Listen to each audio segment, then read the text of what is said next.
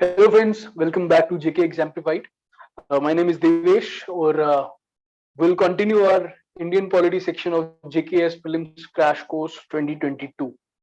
So friends, in the last lecture, we discussed about the background of the constitution, the kind of questions that are asked from Indian polity, the kind of topics that are important. We discussed making of our constitution and preamble to the constitution. So I hope आप सबको video पसंद आई होगी और हमारे पढ़ाने का तरीका और जो हम पढ़ा रहे हैं वो आपको अच्छा लगा होगा. If you have any queries any doubts kindly post them on our comment section और हम will try and solve those doubts. With that in mind, let's move on to the next section, and next topic is union and its territories. So friends, हालांकि constitution of India is said to be the consensus document, but इसको बनाने के लिए constituent assembly में बहुत ही intense debates हुई थी, बहुत सारे डिफरेंसेस थे. तो one of the foremost difference जो सबसे पहले सामने आया, that was in the name only.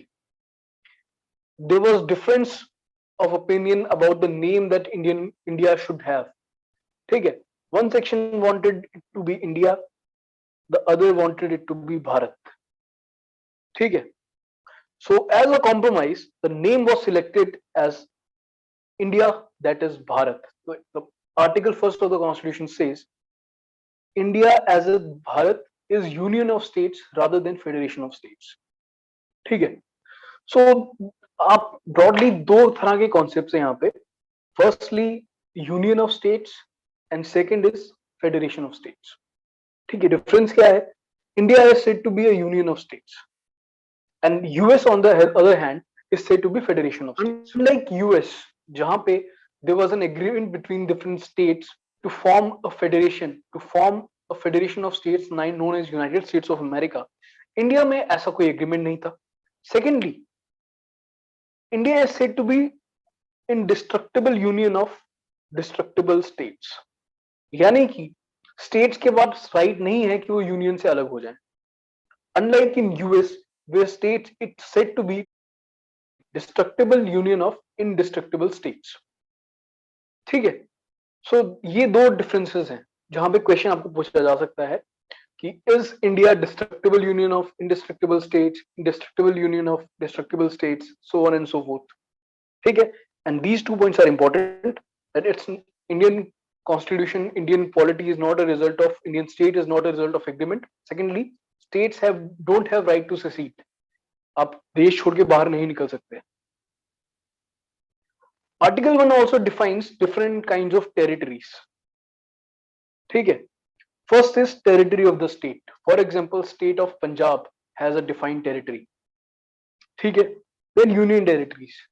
Union territory of JNK has a defined territory, defined area.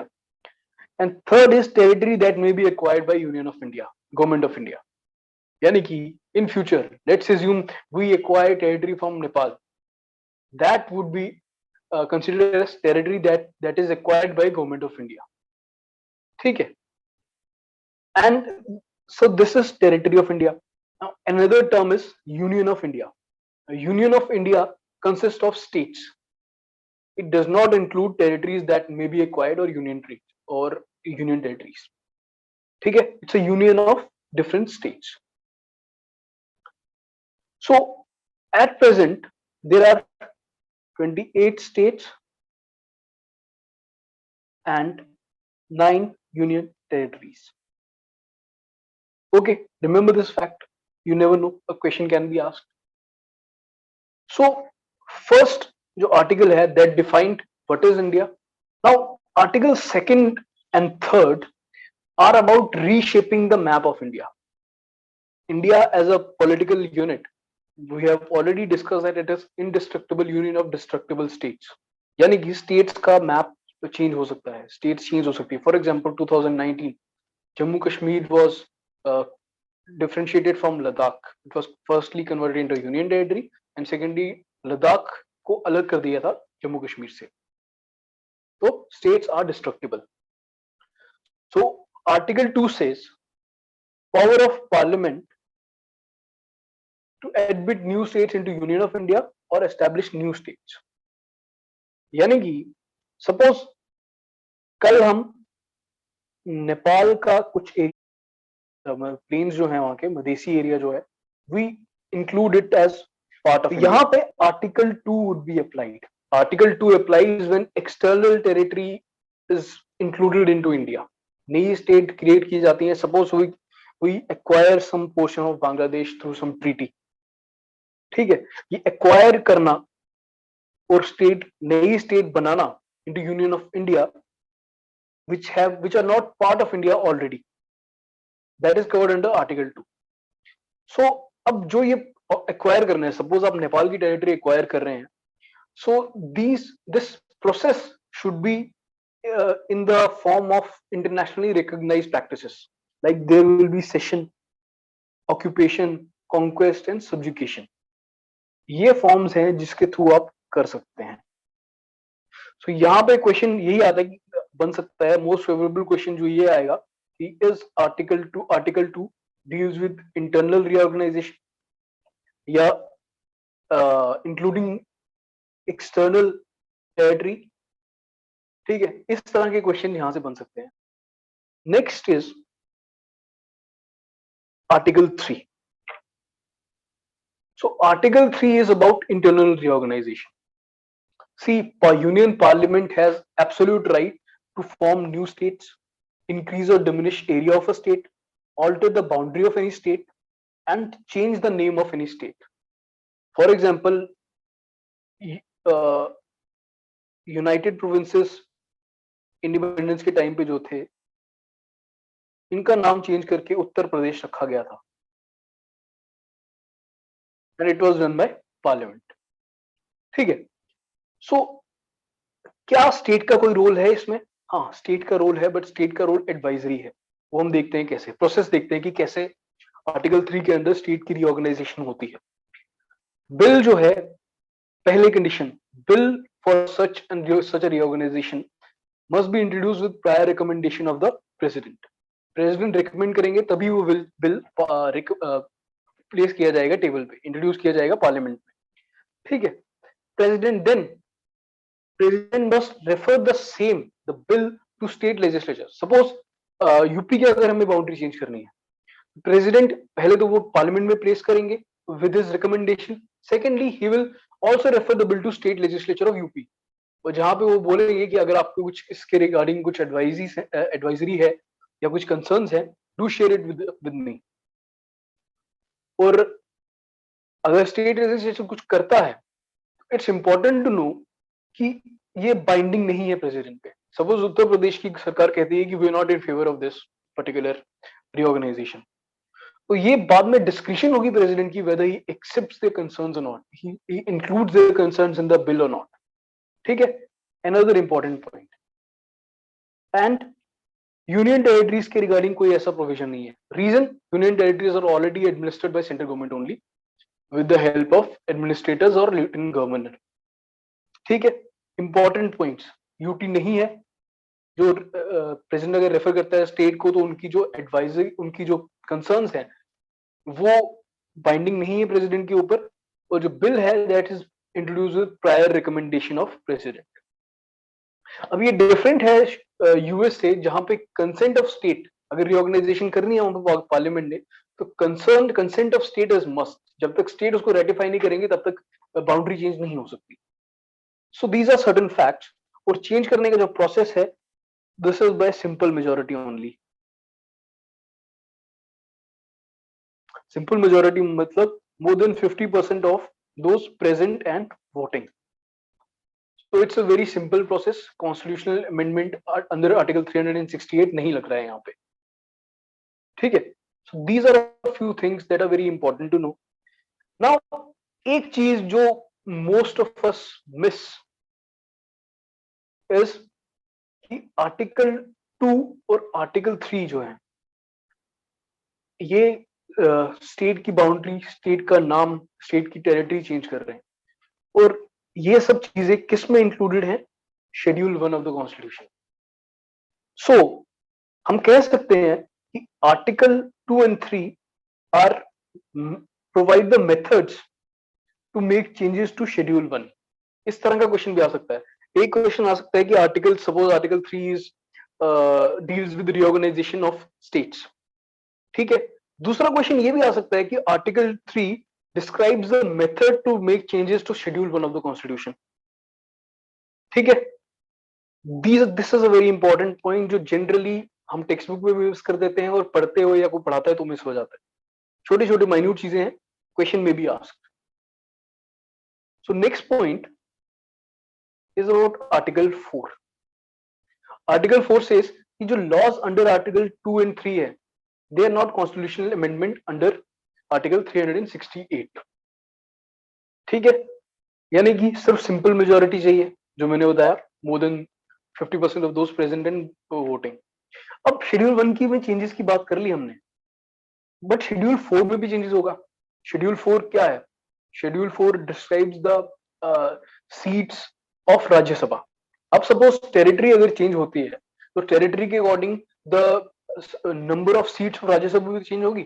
Suppose UP से अभी लेट्स अज्यूम 20 सीट्स राज्यसभा की है, अगर यूपी को हम हाफ में डिवाइड कर देंगे तो 20 की जगह लेट्स से वहां पे सिर्फ 10 सीट्स होंगी।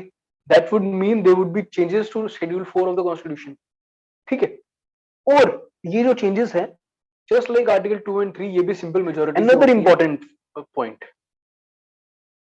Article 1 and 4 provide a way to reorganise states, और ये जो स्टेट रिऑर्गेनाइजेशन का जो तरीका है that is through simple majority. But अगर आर्टिकल 1 से लेके वो आर्टिकल 4 1 2 3 4 का जो कंटेंट है, अगर उसी में चेंजेस लाने हैं तो that would amount to constitutional amendment under article 368, ठीक है। यानी कि स्पेशल मेजोरिटी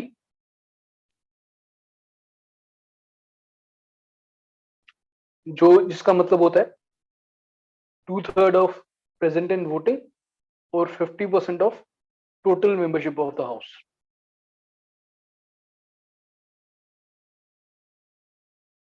वेरी इंपॉर्टेंट, अगर यहाँ पे कंफ्यूजन है, I repeat once again, article 1 से लेके 4 तक जो आर्टिकल्स हैं, they describe how what is union of states, then how हम बाहर की सपोज कोई टेरिटरी एक्वायर करनी है तो उसको नए स्टेट्स में बनाने का जो सोर्स है, पावर है, that is under article 2। Article 3 defines reorganization of states, and article 4 says 2 और 3 में जो चेंजेस होंगी they will be not considered as constitutional amendment under article 368।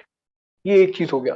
Then article 2 और 3 में जो चेंजेस होंगी उसके कारण शेड्यूल 1 and 4 इंपैक्ट होंगे, ठीक है। बट अगर आर्टिकल 1 और 3 में अपने आप में कोई चेंजेस करनी है, उसके लिए constitutional amendment under article 368 apply होगा। यहाँ पे क्वेश्चन आ सकता है और बहुत कंफ्यूजिंग है, फिर से एक बार सुनिएगा, रिवाइज कीजिएगा। सो कुछ और चीजें देख लेते हैं। बेरुवारी यूनियन केस था, यहाँ पे सुप्रीम कोर्ट ने कहा कि article 3 does not cover cession of territory to foreign states, ठीक है। सेशन होता है अपनी टेरिटरी, स्टेट की टेरिटरी किसी दूसरी स्टेट को दे देना। तो आर्टिकल 3 के अंडर जब रिऑर्गेनाइजेशन हो रही है स्टेट की, उसमें हम अपनी टेरिटरी दूसरी को नहीं दे सकते। और अगर सपोज टेरिटरी किसी को देनी है for some reason, that would require constitutional amendment under article 368 without state ratification. ये फैक्ट इंपॉर्टेंट है। अगर हमें से सीड करना है स्टेट का area, that can be done through constitutional amendment act, और अगर एरिया एक्सेप्ट करना है तो that does not require any constitutional amendment, simple majority से इजीली हो सकता है, ठीक है। और स्टेट रेटिफिकेशन चाहिए।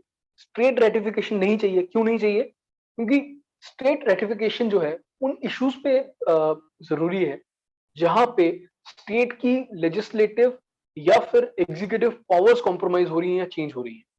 यहाँ पे एरिया बढ़ाने से या घटाने के स्टेट की पावर्स पे कोई फर्क नहीं पड़ रहा। That is why state ratification is not required. That is the rational behind it. आपसे पूछेगा नहीं, for exam point of view this is important. Supreme court also said कि अगर बाउंड्री डिस्प्यूट सेटल करना है उसके लिए कॉन्स्टिट्यूशन अमेंडमेंट नहीं चाहिए, सिर्फ एक सिंपल एक एग्जीक्यूटिव एक्शन से हो सकता है। Another important point, remember this. और 100th कॉन्स्टिट्यूशन जो शतकीय कॉन्स्टिट्यूशनल अमेंडमेंट थी, that was exchange of territories between India and Bangladesh, जो 2015 में हुआ था। ठीक है, so I hope this is clear to you. Now see, इसके बाद समझाने वाली चीजें कम है और फैक्ट बेस्ड चीजें ज्यादा हैं, तो I'll टेल यू कि क्या पढ़ना है और कहाँ से पढ़ना है, and I would urge you to do these things on your own from Laxmikanth, जो स्टैंडर्ड सोर्स है, वहां से आप ये खुद कर लीजिए। फॉर एग्जाम्पल, अब देखते हैं इवॉल्व कैसे हुई स्टेट्स, तो क्या पॉलिटिकल चेंजेस क्या क्या हुई। जब इंडिपेंडेंस के टाइम पे 4 पार्ट्स में स्टेट्स को डिवाइड किया गया। फर्स्ट व गवर्नर्स प्रोविंसेस, ठीक है, जो सॉरी जो जो एक्स गवर्नर्स प्रोविंसेस थे, उनको पार्ट ए स्टेट्स में डाला गया, यानी कि असम, बिहार, बॉम्बे, मध्य प्रदेश एक्सेट्रा। जो प्रिंसली स्टेट्स विद लेजिस्लेचर थे,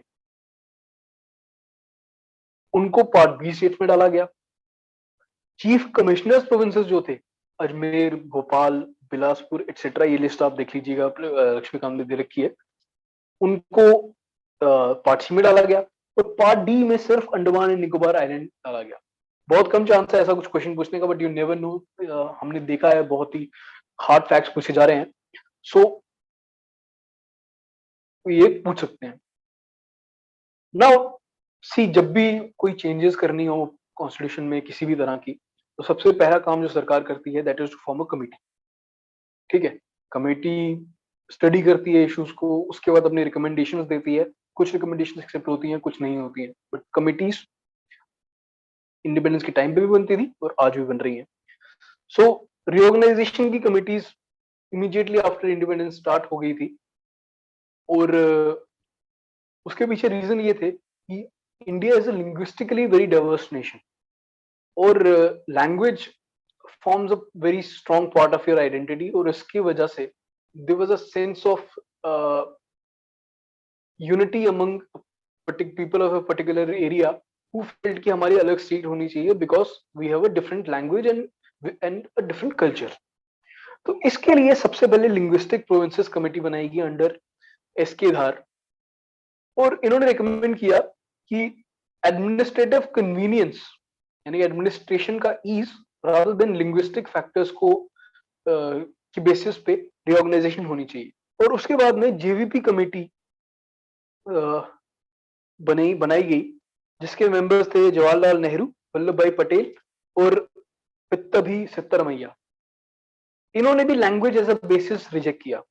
बट मीनवाइल 1953 में Andhra Pradesh was created on linguistic lines. Reason that they had a very long struggle, और एक पॉपुलर एजुटेशन थी, and one of the leaders, a Congress person only, Sriramulu, he died after a hunger strike of more than 58 days. ठीक है, that forced the union government to form a new state, and that opened a Pandora's box. There were demands all over. North east से demand आना start हो गई, central India से demand आना start हो गई, साउथ में काफी सारी demands I.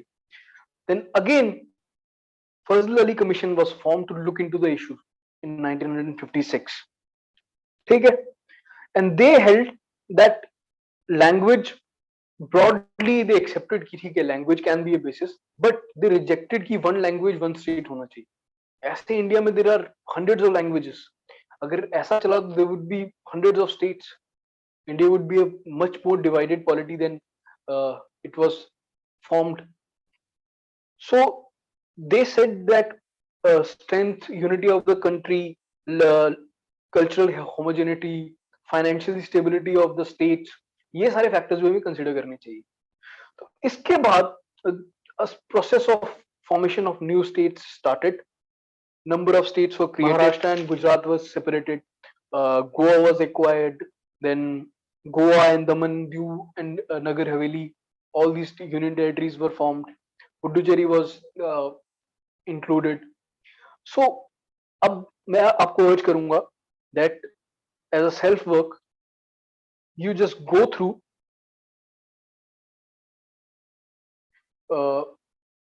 chronology of state formation.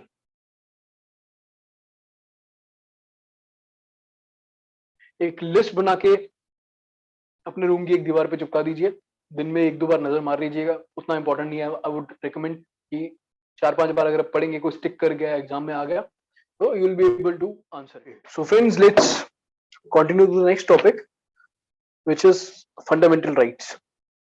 Very important topic. हर साल 2-3 क्वेश्चंस यहाँ से आ ही जाते हैं, और क्वेश्चंस काफी इजी होते हैं अगर आपकी कंसेप्चुअल क्लैरिटी है और फैक्ट्स आपको याद है। इजीली आप 2-3 क्वेश्चन आएंगे, तीनों तीनों सही कर सकते हैं। सो पहले समझते हैं कि राइट्स क्या है। सिंस फंडामेंटल राइट्स की बात की जा रही है, तो पहले राइट्स को समझते हैं। So rights are defined as entitlements to perform certain actions, यानी कि आपका हक जो है, your freedom to perform certain actions, ठीक है, which is provided by a legal authority, यानी कि एक लीगल बेसिस है उसका।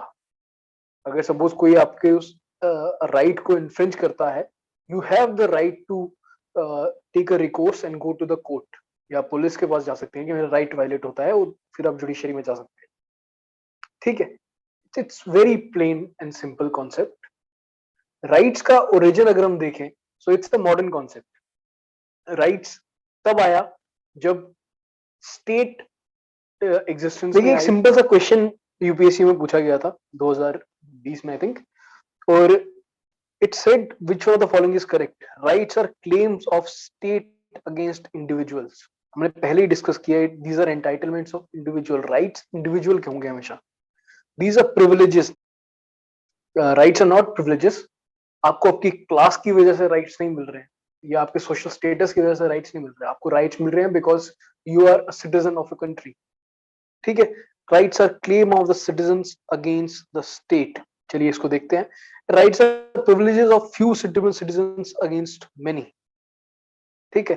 Rights are always against tyranny of state, या some are against individuals too, but वहां पे few against many नहीं। अगर सपोज एक ग्रुप के ऊपर एक अकेला बंदा भी अत्याचार कर रहा है, they would still have the right to approach court against that particular person, ठीक है। So answer would be C, rights are claims of citizens against the state. इस तरह से एक कॉन्सेप्ट पे सोचिए कि राइट्स एक इंडिविजुअल के पास होते हैं, स्टेट के पास राइट नहीं है। राइट्स आर बेसिकली, स्टेट के पास अथॉरिटी है, स्टेट के पास राइट नहीं है। There is a difference between two, ठीक है। Rights are entitlements, rights are claims of the citizens against a state, ठीक है। अब ये समझ लिया हमने, तो लेट्स, अब फंडामेंटल राइट्स तो हमारा टॉपिक है ये, that will definitely study, but 2-3 terms यहाँ पे सामने आती हैं, फंडामेंटल राइट्स, कॉन्स्टिट्यूशनल राइट्स और लीगल राइट्स। बहुत ही कंफ्यूजिंग टर्म्स हैं, क्वेश्चन भी पूछा जाता है इन पे, तो एक नजर मार लेते हैं कि what is the difference. Fundamental rights are created with constitutional amendment under article 368 in Indian constitution, ठीक है। सेम फॉर कॉन्स्टिट्यूशनल राइट्स, उनको भी कॉन्स्टिट्यूशनल अमेंडमेंट अंडर आर्टिकल 368 होती है। इंपॉर्टेंट चीज यह है कि यहाँ पे स्टेट की रेटिफिकेशन नहीं चाहिए हो। हमने पहले भी डिस्कस किया, स्टेट की रेटिफिकेशन उन केसेस में चाहिए जहाँ पे federal structure, federal division of power, both legislative and executive compromise हो रही हो, या उसमें चेंजेस आ रहे हो, वहां पे स्टेट की रेटिफिकेशन चाहिए होगी। फंडामेंटल राइट्स की चीज में there is no impact on exercise of power by state. अगर होगा तो सेंटर और स्टेट दोनों का होगा, state would not suffer on its own. तो यहाँ पे है लीगल राइट्स। लीगल राइट्स मतलब laws because, rights because of a legislation. For example, right to information के अकॉर्डिंग जो आपके पास राइट्स आते हैं, they are legal rights. Constitutional rights मतलब जो कॉन्स्टिट्यूशन में प्रेजेंट हैं आर्टिकल्स, उनकी वजह से तो आपके पास राइट्स आते हैं। फंडामेंटल राइट्स मतलब अंडर इंडियन कॉन्स्टिट्यूशन आर्टिकल 12 से लेके 35 तक जो आर्टिकल्स हैं, उसके अंडर जो राइट्स आते हैं, दे आर फंडामेंटल राइट्स, ठीक है। Will discuss them in detail in a while. दूसरा कि वायलेट हो सकता है या ट्रांसग्रेस हो सकता है। Fundamental rights are fundamental, they are not, they are inviolable, ठीक है। They are inviolable. अगर कोई भी लॉ, कॉन्स्टिट्यूशन लॉ या legal law, if it goes against fundamental rights, that law would be considered null and void by judiciary, ठीक है। on the other hand, constitutional and legal rights both are violable. Fundamental rights, अगर suppose कोई अपना नया act fundamental rights में amendment आता है, which goes against the provisions of constitutional rights, then constitutional rights would those provisions would uh, overpower the provisions of constitutional and legal rights. ठीक है? Then about enforceability, कि अगर rights violate हो तो क्या करना है. अगर फंडामेंटल राइट्स वायलेट हो तो you can directly go to Supreme Court और हाई कोर्ट. ठीक है. Whereas you cannot move to Supreme Court in case of constitutional and legal rights violation. Very important facts. Example, अगर हम देखें article 14, 15, 16, 17, 18 others, these are examples of fundamental rights. Constitutional rights में let's say right to vote, right to property. ठीक है. These are constitutional rights. Importantly, both right to vote and right to property are constitutional as well as legal rights, because there are legislation which deal with these particular rights, which empower people to these rights. While right to contest election is not a constitutional right, because constitutional right में criteria दिए गए हैं कि ये age criteria है, disqualification ये criteria है, but right to contest is under representation of people's act 1951, so it is a legal right. ये डिफरेंशिएशन जरूरी है, आपसे यही पूछेंगे. ये क्वेश्चन आया था यूपीएससी में, what is the position of right to property in India. Now had it been given कि फर्स्ट अगर सपोज होता कि इट्स अ कॉन्स्टिट्यूशनल राइट, तो आंसर अगर ए बी बोथ होता, आंसर बोथ आता कि कॉन्स्टिट्यूशनल और लीगल राइट दोनों है. यहां पे दिया है legal right available to any person, legal right available to citizens only. Answer is B. ठीक है. So these type of questions can also be asked, a very conceptual area. I hope आपको समझ आया होगा. If there are any doubts, please do comment, and your feedback is very appreciated by us. So let's move on to the main topic, hit the bullseye. So very important topic, 2 to 3 questions every year. So fundamental rights, they are called fundamental because they are fundamental to ensure development of an individual. ठीक है. Fundamental right, suppose you have right to freedom. ठीक है. अगर right to freedom नहीं होगा, so you won't be able to move freely across the country. Right to freedom of speech and expression नहीं होगा, so you won't be able to speak your mind, express your concerns to the power. They ensure that we have a society, a government of laws and not of men, in the sense that authoritarian regime, a democracy in the truest sense, is ensured because of presence of fundamental rights. Otherwise, democracy could easily turn into authoritarianism. So it's inspired from US Bill of Rights. यहाँ पे एक चीज जो हम inspiration की बात करते हैं या कॉपी करने की या फीचर्स कहाँ से आए हैं, इट्स इम्पोर्टेंट टू नोट कि idea of fundamental rights is derive from US bill of rights, but individual articles अलग अलग जगह से मोटिवेशन है. फॉर एग्जाम्पल आर्टिकल 21 जो है वो जापानीज कॉन्स्टिट्यूशन से हमें बोरो किया गया है. ठीक है. सो इट्स इम्पोर्टेंट कि fundamental rights as a concept we have borrowed from US Bill of Rights, not necessarily the individual articles. ठीक है. यहाँ पे confusion का scope है. These are guaranteed to individuals. जैसे मैंने कहा, rights are always guaranteed to individuals against tyranny of state or tyranny of other individuals. ठीक है. आर्टिकल 12 से 35 तक है. पार्ट 3 है. It's called Magna Carta of Indian Constitution.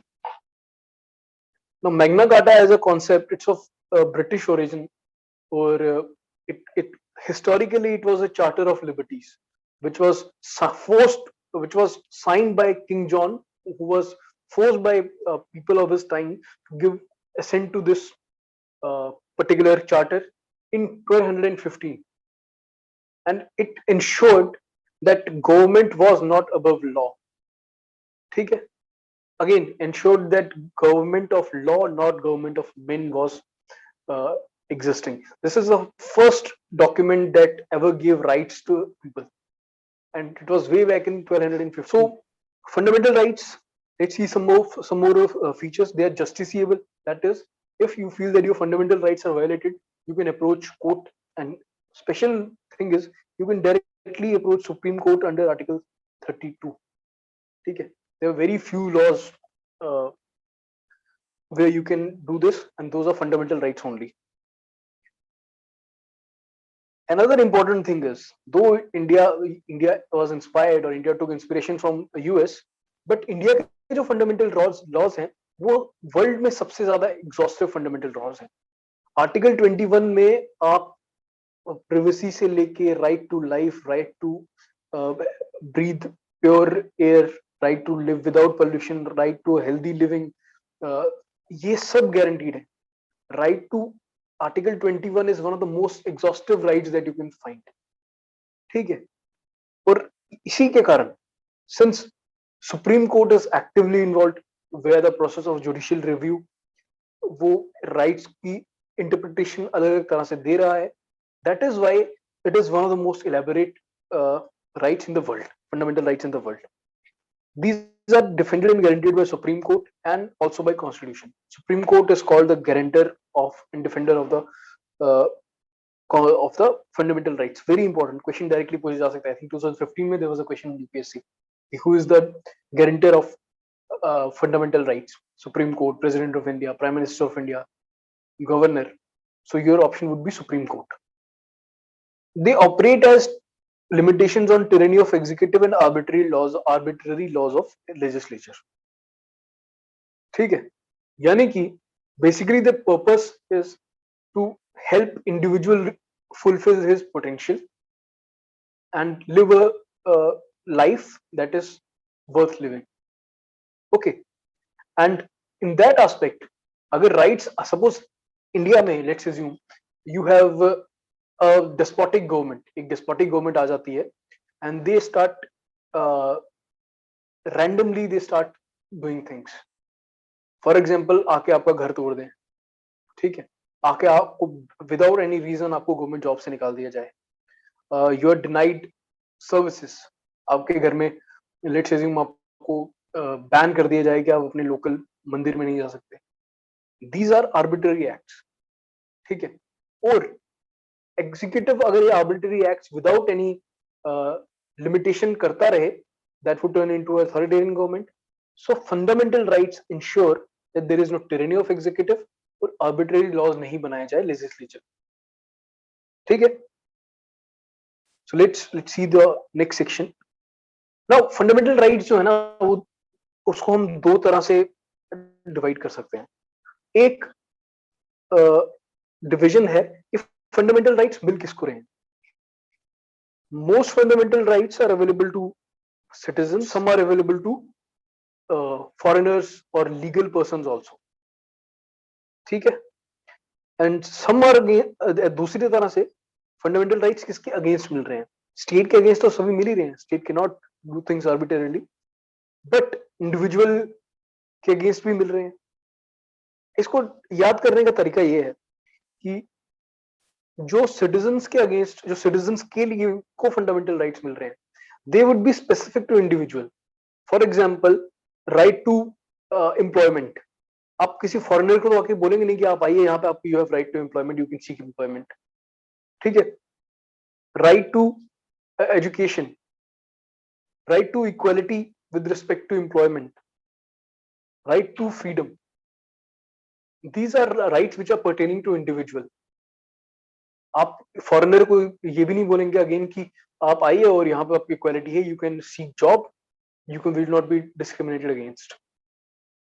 ठीक है, so these are secured for individuals only, citizens only. Similarly article 29, article 30, these are rights are against minorities. अगर हर एक माइनॉरिटी जो फॉरेन नेशनल्स हैं उनको भी अगर एक माइनॉरिटी की तरह किया जाए, there are thousands of minorities in the world. कोई भी आएगा, they can ask कि हम एक religious denomination है, minority है, we want to create an institution. So that would not serve the purpose. ठीक है, so these rights are available to citizens only because they empower those rights जो empower तो करते ही हैं, बट जिनका purpose है डिस्क्रिमिनेशन को अलग करना, आर्बिट्ररी लॉस का इम्प्लीमेंटेशन ना हो, उसको इंश्योर करना। फॉर एग्जाम्पल, अगर इलीगल डिटेंशन की बात हो रही है, तो आप ये भी नहीं चाहेंगे कि वो फॉरेनर आए और उसको भी इलीगली डिटेन किया जाए, ठीक है? That is why article 20 is there, right to life. आप ये तो नहीं चाहेंगे ना कि जो इंडियन सिटीजन है, they have a right to pure air, right to right to unpolluted air. वो जो फॉरेनर्स आए, they won't have any such rights, ठीक है? So these are rights which are more universal in nature, they are available to both citizens and foreign nationals as well. And against state के against सभी rights, because rights, as we have already discussed, there are limitations on the powers of the state, ठीक है? Plus some rights are available against individuals as well. For example, Article 17, right against untouchability. Now untouchability is a historical practice which is one of the most dreaded practice in Indian society. और ये ज्यादातर state के जगह individuals individual या individual groups एक दूसरे के ऊपर परफॉर्म करते हैं, higher caste versus lower caste. So these are available against individuals too right to freedom, freedom of movement. कोई बंदा ये आपको फ्रीडम इंडिविजुअल भी नहीं रोक सकता. Similarly article 23 and 24, right against exploitation. ये टू ह्यूमन ट्रैफिकिंग वगैरह जो है, यहाँ पे भी individuals can be charged under these provisions. So I hope ये समझ आ गया होगा आपको. Some rights are available to citizens, some are available to or everyone. Some rights are available against state only, while some are available against individuals too. ठीक है? Important classification पूछ सकते हैं कि कौन सा right किस तरह से. Yeah. So rights are not absolute, they are qualified. This means कि कोई भी right है, उसके लिए exceptions हैं, कुछ क्राइटेरिया है जो अगर आप मीट करेंगे तो ही आप वो राइट्स एंजॉय कर सकते हैं. फॉर एग्जाम्पल, आप चाहते हैं right, you have right to profession and you say that I want to be a doctor, but you don't have a degree of MBBS. So in that case, you won't have a right to be a doctor, right to that particular profession. Similarly, you say that I have right to freedom of movement, or I want to move freely while there is COVID spreading like fire all over the country. In that case also, your right is not absolute. Your right is predicament on the public health. ठीक है? So the rights are not absolute, they are qualified. The rights, again, fundamental rights are not permanent or sacrosanct. Constitutional amendment के through they can be changed, provided basic structure doctrine is satisfied. ठीक है? Again, about non-absolute nature of fundamental rights during national emergency also, most of the fundamental rights get abrogated. You cannot enforce your fundamental rights during a national emergency. You cannot go to court regarding violation of the fundamental rights except for rights under Article 20 and 21. ठीक है? Similarly, except for Article 19, national emergency के time पे बाकी सारे rights जो हैं वो भी काम करना बंद कर देते हैं. ठीक है? So rights are not absolute but qualified. Very important point to know. Now let's start with the topics. The rights. Article 12 के अंदर basically gives definition of state. हम बोल रहे हैं कि it's against the arbitrary action of state, arbitrary laws of state. But state है क्या? ठीक है? It says executive, state includes executive and legislature both at center and state. यानी कि Parliament of India, state legislature, union government, central government, local authorities, panchayati raj institutions, municipalities, cantonment areas. ठीक है? Or statutory or non-statutory authorities like ONGC, LIC, ठीक है, CAG, these bodies, these are under the purview of state. ठीक है? और supreme court even said कि भाई सिर्फ यही नहीं, अगर एक प्राइवेट बॉडी जो that is working as an instrument of state, ठीक है, for example, state hires a particular private body for completion of its project, and they are acting in an arbitrary manner, that would also mean that your fundamental rights are being abrogated by that particular body, which can be considered a state as per Supreme Court. ठीक है, ये question यहाँ पर अगर question बना तो simply they would ask कि state includes A B C D, तीन चार तरह की होंगी वहां पे चीजें, तो very easy question, you'll be able to easily manage such question. We have seen that what we mean by state, but now now Article 13 says that laws which are inconsistent with fundamental rights, ठीक है, shall be void. यानी कि जो laws fundamental rights के against जा रहे हैं, fundamental rights के provisions के against जा रहे हैं, they can be turned void. ठीक है.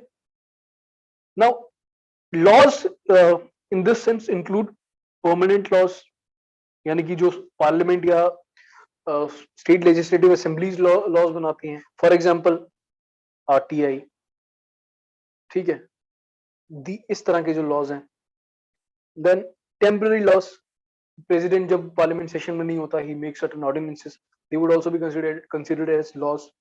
Statutory instruments, for example executive orders हैं, बाय लॉज हैं, rules and regulations of government organisations हैं, या फिर जो भी organisations that act as state जो हमने डिस्कस किया है, they would be part of this. Non legislative sources of laws, यानी कि कस्टमरी लॉज जो एक पर्टिकुलर ग्रुप के लॉज होंगे, all of these things are inconsistent with fundamental rights, ठीक है, they shall be turned void. This law originally said that constitution amendment is not a law, therefore it cannot be challenged in a court of law. ठीक है. Now if you see, ये जो article है ये judiciary को right provide कर रहा है कि कोई भी लॉ अगर फंडामेंटल राइट्स के अगेंस्ट जा रहा है तो you can call it void. So in a sense it expressively provides for judicial review. Judicial review को हम डिफाइन करते हैं, power of the courts of the country to examine the actions of legislative, executive and administrative arms of the government, ठीक है, and to determine whether these actions are consistent with the constitution or fundamental rights or not. ठीक है. तो अगर आपको पूछा जाए कि judicial review is provided for in number 1 article 12, 13, 16, 18, 13 would be the answer. Further, Supreme Court in Minerva Mills case held that judicial review is part of basic structure of the constitution. We'll read about basic structure in next lecture. And since originally it said that constitution amendment is not a law and cannot be challenged, but in the Keshananda Bharati case, again Supreme Court held that constitutional amendment can be challenged too. Why? Because judicial review is part of the basic structure, and even constitutional amendment can go against the fundamental rights or the basic structure of the constitution. ठीक है. So remember these things. Judicial review article 13 में आ रहा है, laws ये सब हैं, इस पे क्वेश्चन पूछा जा सकता है. Now let's come to the next set of rights, very important rights, right to equality. These are covered in 4 articles, that is article 14 to 18. ठीक है. So again article 14 से अगर हम स्टार्ट करें तो article 14 says that state shall not deny any person equality before the law or equal protection of the law within the territory of India. यहाँ पे बहुत दो भारी टर्म्स हैं, equality before law, equal protection of the law. Let's समझते हैं कि क्या है ये दोनों, बट पहले ये जानते हैं कि एनी पर्सन, एक और यहाँ पे कैच इन्होंने डाला है, state shall not deny any person equality before the law. So it includes legal person too. Legal person क्या होता है? लीगल पर्सन में इंक्लूड होता है कॉर्पोरेशंस, बिजनेसेस, नहीं कि सिर्फ सिटीजन के लिए नहीं, non living things, institutions there too are covered as a legal person. ठीक है. Applicable to citizens and foreigners हमने लिस्ट बनाई, उसमें अगेन ये बहुत इंपॉर्टेंट है, they will ask you which are the fundamental rights are available to citizens only, which are available to both citizens and foreigners. ठीक है, which are available against state only, which are available against state and individual both. ठीक है, अब जो दो भारी terms है उनके बारे में पढ़ते हैं. First is equality before the law, ठीक है, and second is equal protection of the law. So equality before law means absence of any special privilege in favour of any person, यानी कि कानून की नजरों में सब बराबर है. पुराना डायलॉग जो है, that is what equality before the law. It is of British origin and equal protection of the law is of US origin. ठीक है. Next, equal subjection of all person to ordinary law of the land. No one is above the law. ये हमने पढ़ा equality before the law. Now let's move on to equal protection of the law. So it means equal. So basically what equal protection of the law means is treating equals equally and not treating unequals equally. ठीक है. For example let's see एक scenario देते हैं जहां पे you have to travel the stairs of go up stairs in a government building. ठीक है, 3 लोग हैं और तीनों के लिए स्टेयर्स बनी है. 2 are healthy individuals and third one is specially abled. Now equality before law says कि ये तीनों बराबर हैं, तीनों को सीढ़ियां चढ़ के जाना पड़ेगा. डजंट मैटर उनका इनिशियल स्टेटस क्या है, whether they are equal physically or not. While equal protection of the law would say कि आप स्टेयर्स तो है ही हैं, बट आप एक रैंप भी क्रिएट कीजिए. Why? For the person on the wheelchair, because you cannot treat equals unequals equally. ठीक है. It's because of equality before the law that we have provisions related to reservation for women, children and minorities. ठीक है, and socially and educationally backward classes. It implies similar application of the same laws to person who are similarly situated. ठीक है, जो same circumstances में है उन्हीं पे same laws लगने चाहिए. जिनके circumstances बहुत अलग हैं, then because in that case the procedure is fair. ठीक है. While in the first case जहां पे circumstances scenario में नहीं लिए जा रहे हैं, वहां पे fairness नहीं है पूरे process. And again, like should be treated alike without discrimination. Now there is an important concept here along with these two concepts, that is the concept of rule of law. Rule of law was given by A.V. Dicey, who was a British jurist. हमने 2 बार पहले mention किया that fundamental rights ensure that there is rule of law rather than rule of men. ठीक है. So what does rule of law means? Absence of arbitrary powers. मन मर्जी नहीं चलेगी सरकार की या जो भी officials हैं. ठीक है. They will be limited by constitution. Secondly, equality before the law. यानी कि जो हमने भी concept पढ़ा, everyone is equal in the eyes of the law. And third is primacy of rights of individual. Now this third concept, this is not applicable in India, because India में there is primacy of constitution. Now why this difference? Because you see, हमने पिछले lecture में पढ़ा था कि British constitution is not written constitution, it's codified constitution and parliamentary is supreme there. ठीक है. So वहां पे constitution उन्हीं चीजों को बनता है जो पार्लियामेंट डे बाय डे चीजें ऐड करती रहती है. तो वहां पे पहले इंडिविजुअल को राइट्स मिलते हैं, then those rights become part of the constitution. Well on the other hand the founding fathers made a constitution and when it came into force only then these rights were guaranteed to individuals. ठीक है. So again very important concept. Third, primacy of right of individual not applicable in India. These two are. And again, Supreme Court held that rule of law is also part of the basic structure of the Constitution. ठीक है. एक और important fact जो Article 14 के बारे में है, कि Article 14 denies class legislation. मतलब आपके जो laws हैं, they cannot be discriminatory based on class of an individual. ठीक है. And it provides for reasonable classification. Reasonable classification मतलब that, for example, we have reservation for women. ठीक है. and there's a principle behind it because they are marginalized section of the society. We have a reservation for scheduled tribes and scheduled castes because they are socially and educationally backward classes. ठीक है? So there is a rationale behind it. They are not arbitrary. मन मर्जी नहीं है कि आज इनको दे दीजिए, कल उनको दे दीजिए. ठीक है? Let's now see the exceptions to equality. Firstly, the governor and president of India, they have certain special privileges, certain immunities. That is, they cannot be arrested. Criminal proceedings cannot be initiated against them while they are in office. Yeah, so no civil proceedings for acts done in official capacity. Similarly, parliamentarians, MPs, MLAs, they have immunity with respect to their acts in parliament.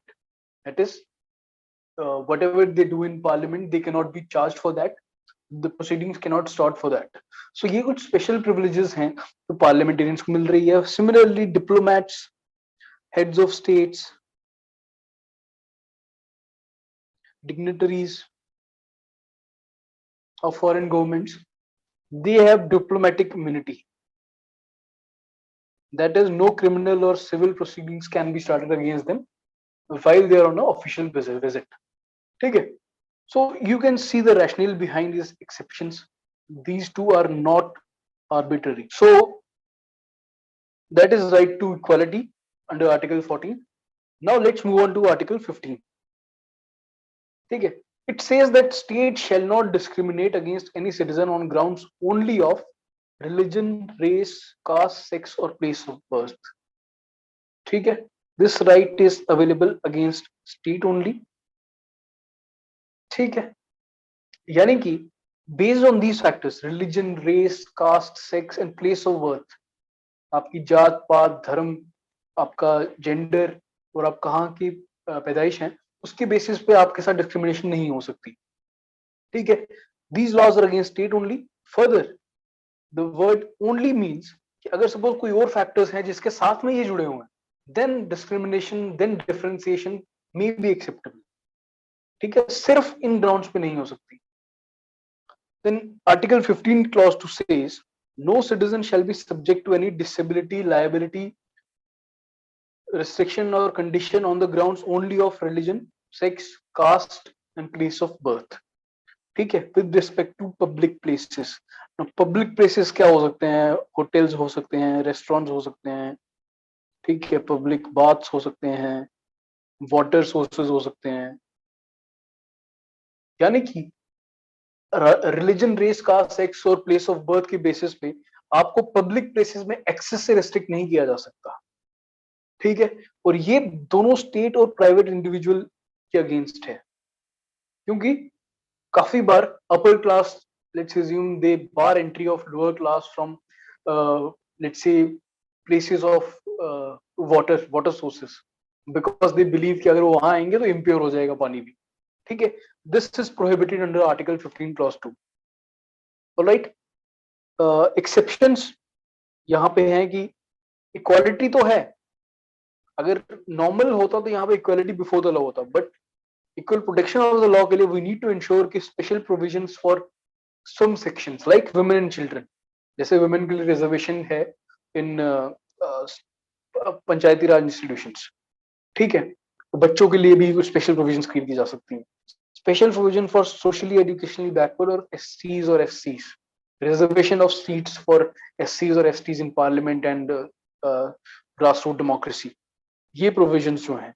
Advancement of EWS 133rd constitutional amendment act के अंदर EWS की advancement के लिए भी provisions create की जा सकते हैं. ठीक है? So these are very important. Remember the exceptions, special provisions for those who need protection, who need support to grow as a community. ठीक है? Women, children, educational and socially backward sections, and EWS.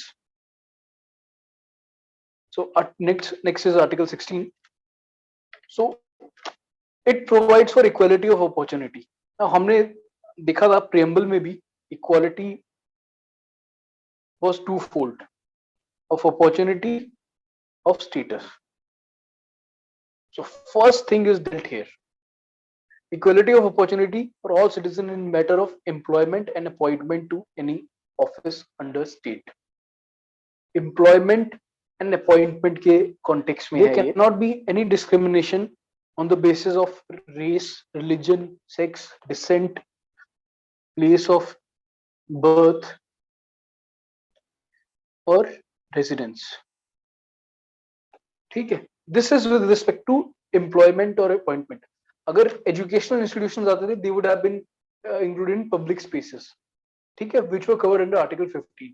और वहीं पे EWS को 10% reservation दी गई है as an exception. Exception किस लिए है? Exception को ये exceptions है. These may be considered as positive discrimination. Why? Because they uplift a section of society which have been historically or are presently disadvantaged in social and economic context. अब यहाँ पे भी exceptions है कुछ. Parliament कुछ काम के लिए रेजिडेंस एज अ कंडीशन बना सकती है. ठीक है. फॉर एग्जांपल क्लास फोर्थ के एम्प्लॉइज हैं, उनके लिए रिजर्वेशन हो सकता है कि वो पर्टिकुलर स्टेट से ही आए. Secondly, state can provide reservation for backward classes. Backward classes के लिए जो रिजर्वेशन है around 25% for OBC and for एससीज and STs also. Reservation for 10 EWS educationally economically weaker section के लिए 10% रिजर्वेशन जो है इन एम्प्लॉयमेंट. रिलीजियस डिनोमिनेशंस और रिलीजियस इंस्टीट्यूशंस के जो हेड हैं, दे कैन बी दो seats can be reserve for people from a particular background. ठीक है. That would not be considered a discrimination under article 16. Important चीज है कि ईडब्ल्यूएस का जो क्राइटेरिया है, ईडब्ल्यूएस में जो टेक्निकल पोस्ट हैं वो एग्जाम की गई है ईडब्ल्यूएस से. देन मंडल कमीशन के बारे में आपने सुना होगा. This was second backward which was constituted under article 340 and it recommended 27% reservation for other backward classes. Then there's Indra Sahni judgment in which Supreme Court held that reservation of seats for SCs, STs, OBCs cannot cross 50%. ठीक है. It's a very important judgment. It's in context of reservation. और एक और important चीज, EWS के लिए जो reservation है 10%, that is over and above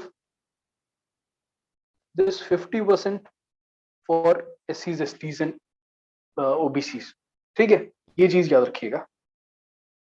Then let's come down to Article 17. Now see, human dignity, right to a dignified life, respectable life, these are cardinal values of our constitution. And untouchability as a practice, छुआछूत की जिसका हम बात करते हैं, that has been one of the most obnoxious practices of our society. ठीक है. सबसे जो बुरी practices हैं उनमें से एक है. और article 17 explicitly provides for abolition of untouchability और इसकी प्रैक्टिस को एनी फॉर्म में. इंपॉर्टेंट टू नोट कि कॉन्स्टिट्यूशन में इसको डिफाइन नहीं किया गया है. ठीक है.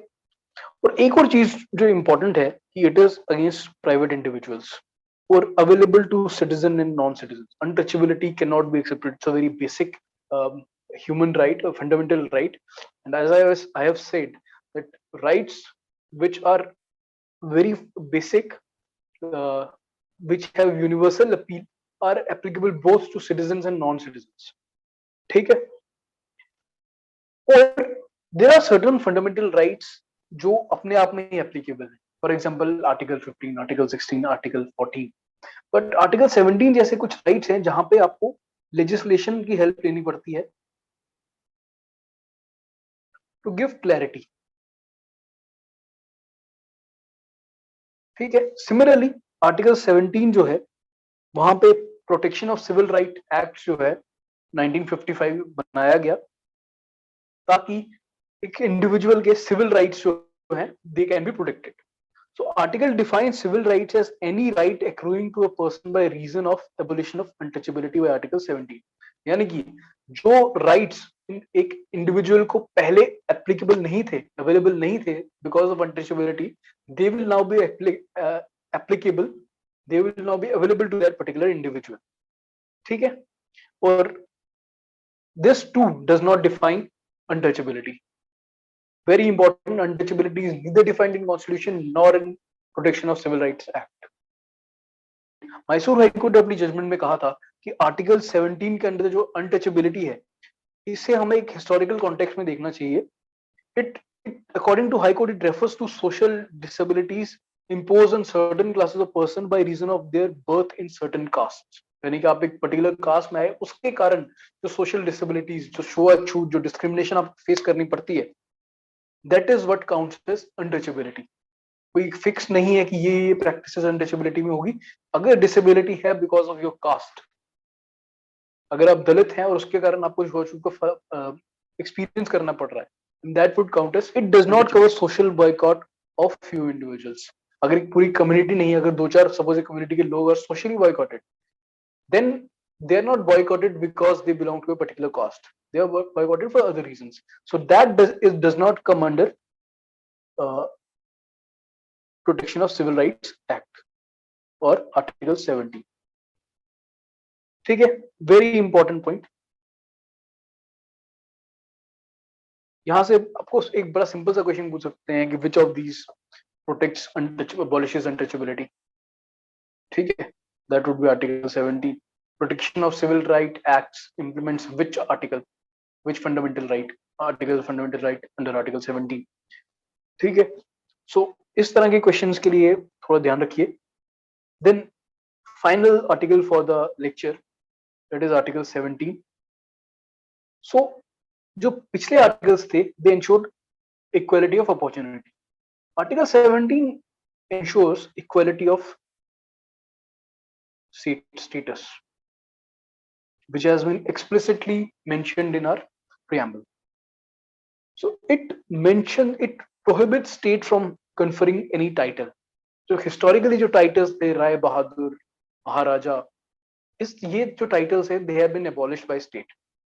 ठीक है? Secondly, no foreigner or citizen holding any office or profit or trust under the state is to accept any title, present, emolument, office from any foreign state without consent of the president. यानी कि कोई भी foreigner या Indian national जो सरकार में काम कर रहा है, कोई भी ऑफिस ऑफ प्रॉफिट होल्ड कर रहा है, वो ना तो टाइटल एक्सेप्ट कर सकता है, ना ही प्रेजेंट एक्सेप्ट कर सकता है, ना ही एमोल्यूमेंट्स कुछ पैसे एक्सेप्ट कर सकता है, और कोई ऑफिस भी from any foreign state without consent of president. ठीक है?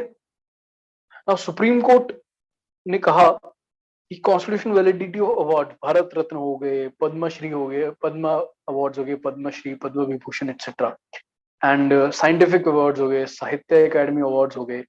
These awards are not titles. That is why they are not banned under Article 17. They are not prohibited under Article 18. Important thing, it ensures equality of status. पूछा जाए equality of opportunity 15, 16, 17. Sorry, 15 and 16. Equality of status. With that in mind, we'll end this lecture. We'll finish the rest of the fundamental rights in the next lecture. I hope most of the topics are clear to you. And if there are any doubts regarding pace of the exam, पढ़ाने के तरीके में कोई आपका feedback है, so we'll appreciate that. Kindly like, share, subscribe, and do comment about your feedback. Thank you.